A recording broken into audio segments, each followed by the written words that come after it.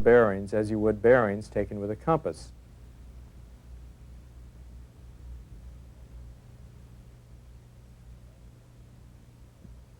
Add the notation RDF or RBN so you know what kind of bearing it is. Of course, you can cross an RDF bearing with a compass bearing.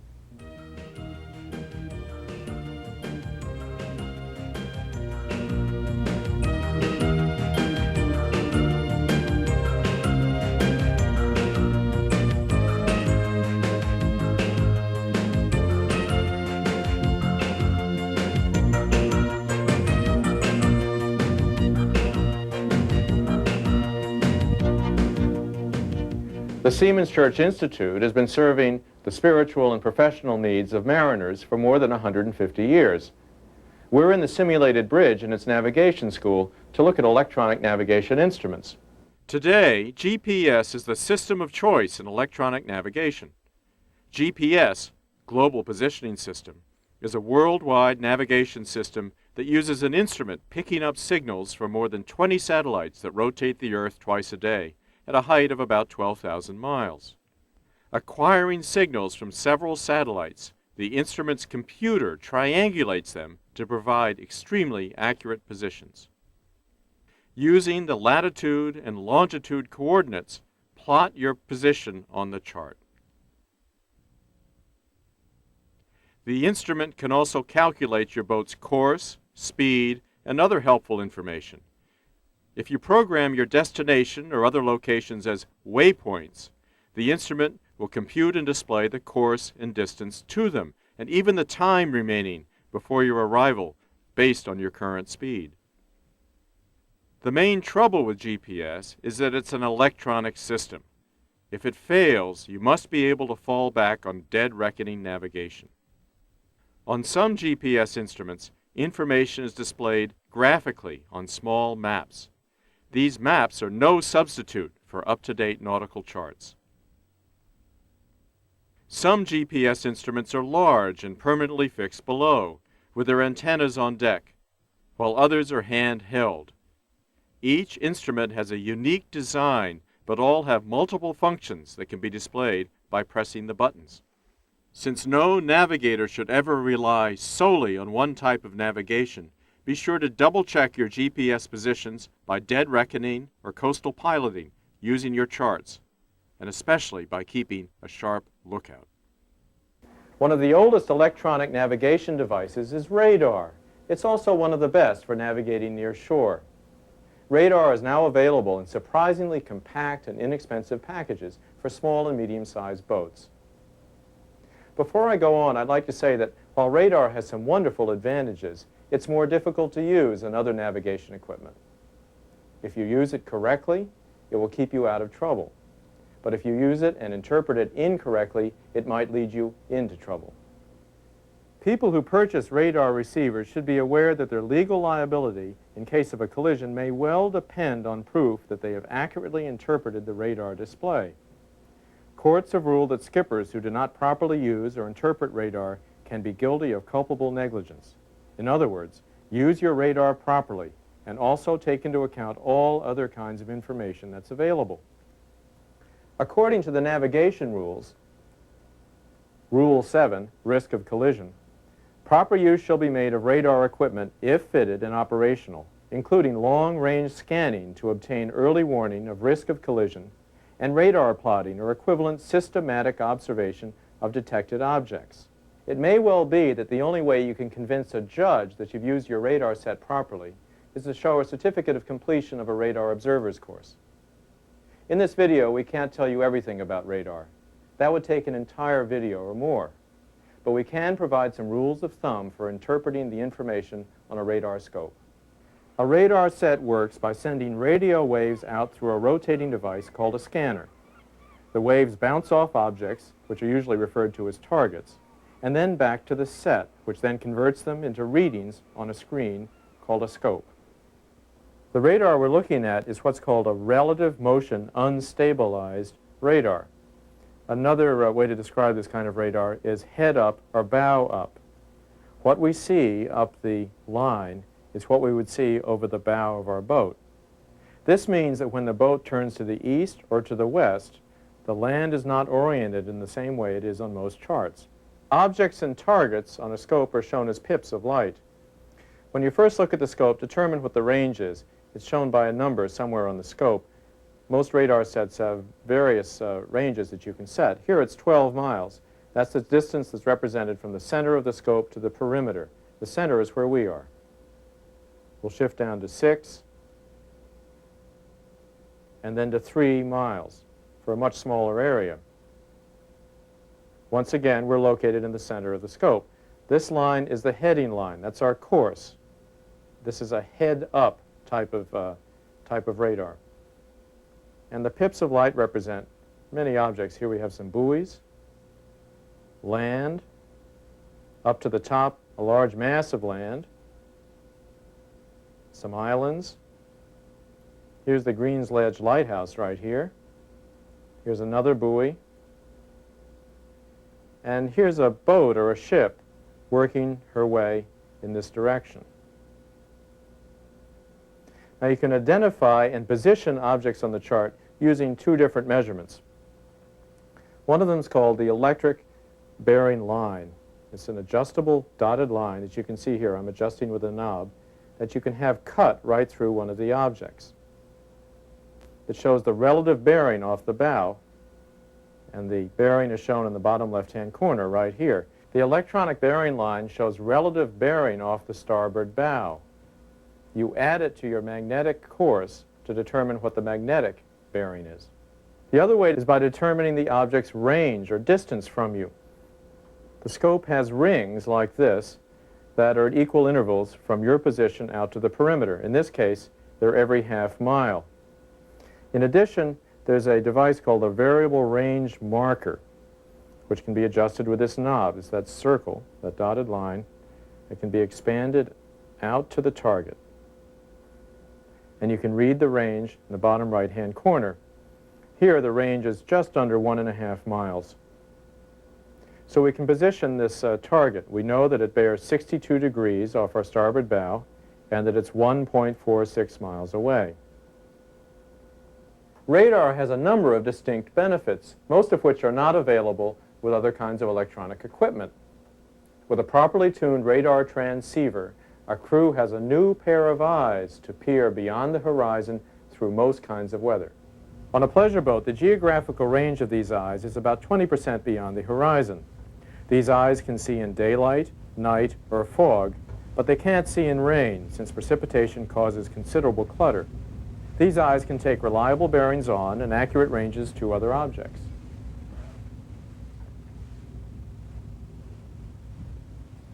The first of the skills available with radar is weather forecasting.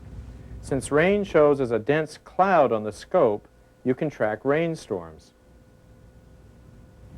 Second, a radar can be used while navigating at night or in fog by finding unlighted navigation buoys, many of which have radar reflectors or are especially designed to reflect radar signals very effectively.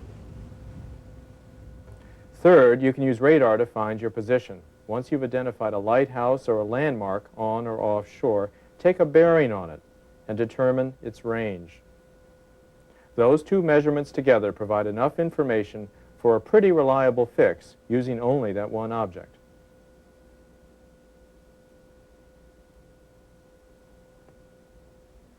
To convert the radar data to a charted fix, first locate the lighthouse or landmark on the chart.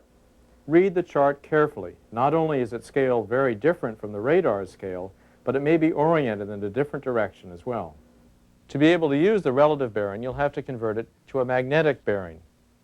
Here, the relative bearing is 009 degrees, and our heading is 340 degrees. Add 009 to 340, and you come up with a magnetic bearing to Greens Ledge Light of 349. So let's plot it.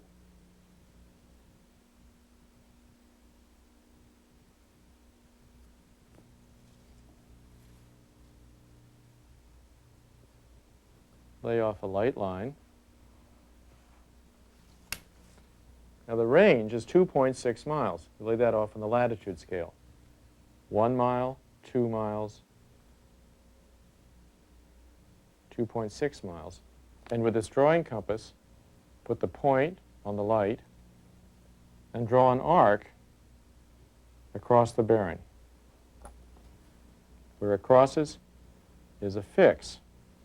Label that a radar fix. You can also take ranges on 2 or more charted objects. Your position is where the ranges cross.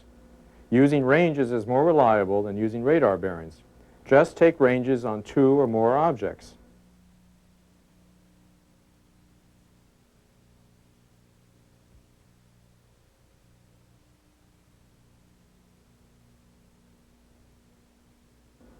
Once you've taken the ranges, use a drawing compass to plot the fix on the chart.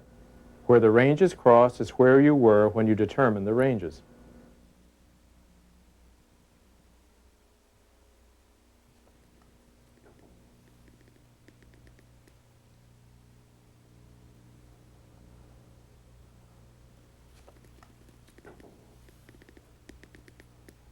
Remember to note the time next to the fix. The fourth way that radar is used is to avoid collisions with other boats. This is the way that most people use radar. This is a fairly typical situation here.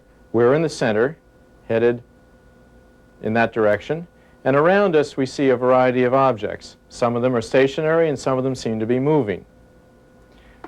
To find out if they're moving toward us, we can use 2 instruments. First, the rings that show the range to the objects, and secondly, the electronic bearing line. If the bearing stays the same, we're going to have a collision. We watch the situation as it develops. We see if the other vessels get closer to us, and we also see if they stay on that same bearing. Now we have to remember that we're moving as well as they are, so the motion that we see is relative motion. We have to take our own motion into account. Notice here that we're moving away from this small pip right here. That indicates that it's a buoy that's stationary in the water. However, these 2 objects seem to be moving in this direction, and they seem to be moving on the same course at the same speed. That indicates that they might be a tow with a tug pulling them ahead. Notice how the second object is quite a bit larger than the first object. In situations like this, try not to be distracted by events on board. Keep your concentration on the radar scope and on the water around you. The most thorough way to interpret a radar scope is to keep a careful plot of what you see on it. This is how professional mariners and Coast Guard radar observers use radar. In plotting, which is done either on paper or in grease pencil on the scope of the radar, you do a vector analysis of the other boat's maneuvers to see if its course will intercept your course. It's a special skill and it needs some training at navigation schools like this one. But for the average boater, you can do very well with a straight edge, which you lay over the course of the other vessel to see if it will intercept you.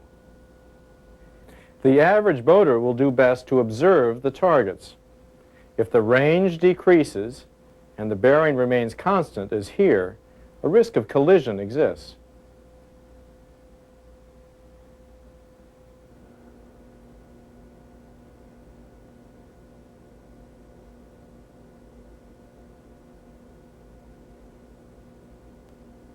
But if there's no risk of collision, lay a straight edge across the pips as they move across the scope. This way you can determine the closest point of approach between your boat and the target. If this seems confusing, remember that you are moving as well as your target. What should you do if there's a risk of collision, and how do you avoid collision? Obviously, you're going to have to alter course. The navigation rules are very specific about the obligations of boats in this situation. When you alter course, you must alter course decisively.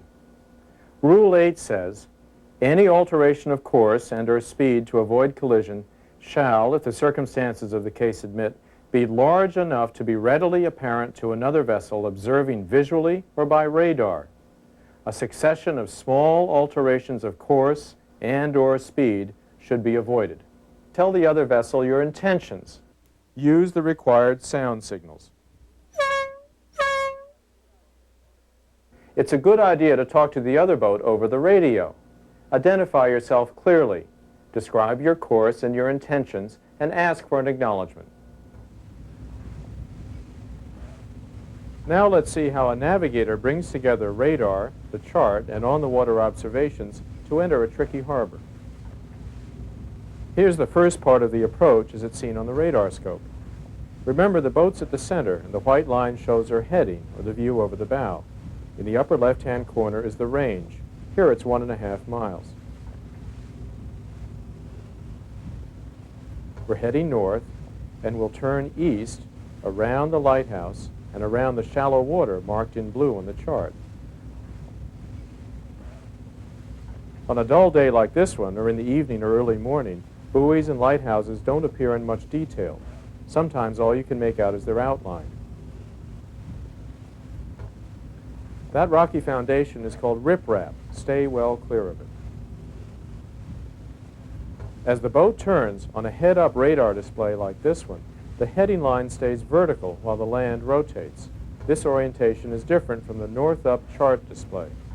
Notice how the land seems to blur.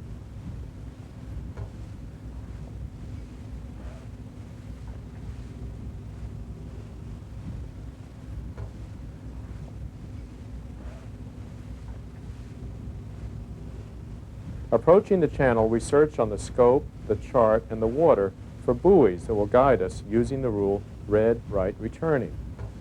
In poor light, buoy colors can be pretty bland, but you can tell a can by its flat top and a nun by its pointed top. We move into the channel searching for the pair of buoys, green to port and red to starboard, that define the channel edges and guide us to safe water. Buoys may be small and hard to see. Here a powerboat comes out of the harbor through the channel right at us, and we turn to starboard to pass port side to port side as the rules prefer.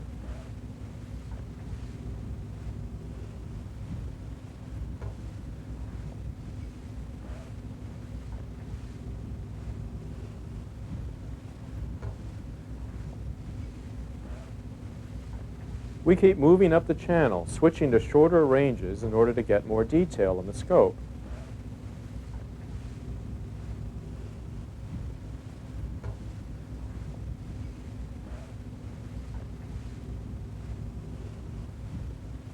Two problems with short ranges are that you lose the geographical context and that the land is very blurred. Switch back and forth between short ranges and long ones to get both detail and context.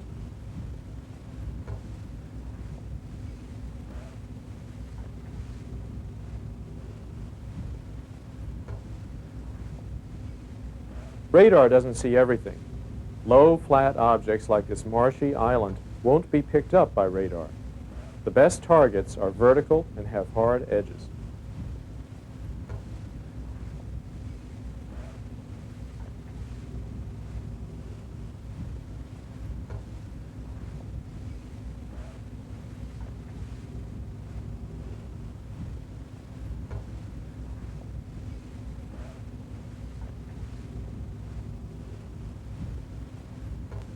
Hang a radar reflector in your rigging so you're visible to the radar sets on other boats. With a radar detector like this one, you can estimate the direction to other boats that have radar sets that are on. This alarm will tell you when they're nearby. While radar may seem simple, it's actually rather complicated, partly because there's so much information on the scope, and partly because the observer is in motion.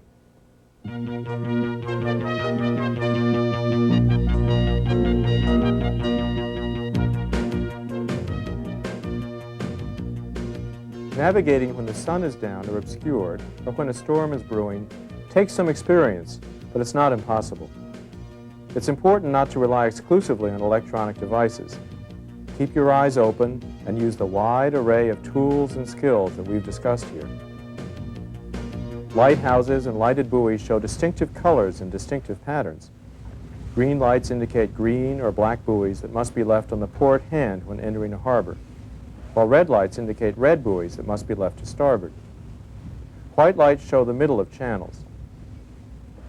Most buoys have reflectors that make them visible under the beam of a bright flashlight. Some lighthouses show a warning light known as a red sector. A section of the light is red and is shown over dangerous waters and land. If you're in the red sector, you're in trouble. At night or in poor visibility, use lighted buoys and lighthouses as much as possible, hopscotching between them on safe courses in deep water. Good seamanship requires that in these potentially dangerous conditions, an alert lookout be posted and speeds be kept low.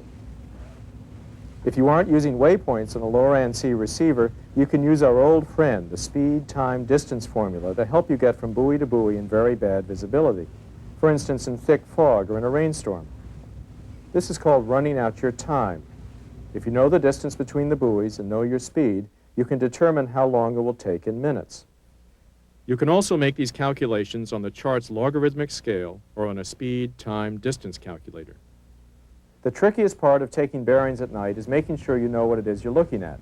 Lighted buoys with the same color lights have slightly different timing, called phase characteristics. Some lights flash every 2.5 seconds, others every 4 or 6 seconds. Look at a light for a while and either use a stopwatch or count 1001, 1002, 1003, and so on to determine its characteristic. Double check yourself. What looks like a dark period may be a passing boat or a wave coming between you and the buoy. Use lighthouses whenever possible. They don't change position, and they're visible for long ranges. They're also easier to see. This is partly because they're higher off the water. The chart label for a lighthouse includes a height in feet, which is the height of the light above the low tide level. Another number is the range of the light in miles. On a clear night, the light should be visible within that range. On an overcast night, the range may be greater since the light is reflected by the cloud cover. A radio direction finder can be a great help in these bad conditions. Use it to home in on a harbor that you're approaching in fog or at night. Just tune the receiver to the transmitter at the mouth of the harbor so the null is dead ahead, and steer so that there's always a null. If you hear the Morse code signal, you know you're off course. Familiarize yourself with the lights of different ships and boats, which can look very different at night. When you see red and green lights, the other boat's heading directly at you. If you see the red light, her port side is to you. If you see her green light, her starboard side is to you. If you see a white light alone, that means the boat's going away from you. You're looking at her stern. The color of lights and their combination indicate the type of vessel that you're near and her heading. When you see a red or a green side light with no white light above it, you're looking at a sailboat under sail. If you see a colored side light with a white light well over it, that's a sailboat under power. Here we see a tanker crossing us with her starboard side to us. The white light on her bow and the top white light aft are masthead lights, commonly called range lights. Here's a large tug pulling a very long tow. The upper range light is just to the right of the lower one. This tells us that we're looking at the tug's port side. This will be a close crossing with each vessel on the other's port side. This is a tug pushing a barge. At night, you may signal with light flashes in the same patterns as horn blasts. See the Coast Guard book, Navigation Rules, for a detailed description of lights and the rules of the road. When a squall or gale threatens, you should attend to some basic navigation requirements before things get out of hand. First, fix and plot your position as accurately as possible. Second, if you can't get into a safe, protected harbor immediately, go out into open water as far from land as you can so you won't be blown ashore. Calculate and write down the courses that will take you to deep water.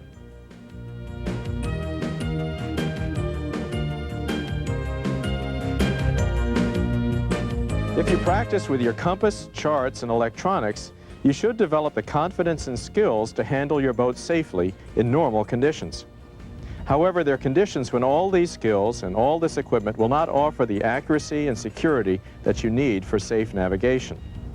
The skipper and navigator must use common sense, the weather forecast, and an honest evaluation of their and their boat's strengths and weaknesses to help them decide if and when they should go out on the water.